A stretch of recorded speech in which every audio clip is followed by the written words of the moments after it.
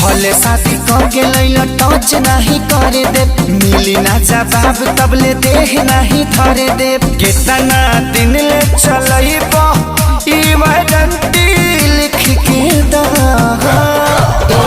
कमर डैमेज नहीं करबई गारंटी लिख के दा, कमर डैमेज नहीं करबई गारंटी लिख के दा।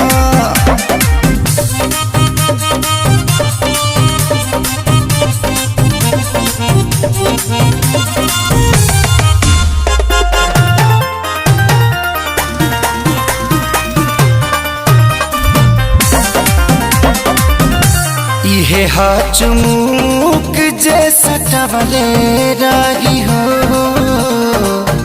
असर पोरे पोर ले चढ़वले।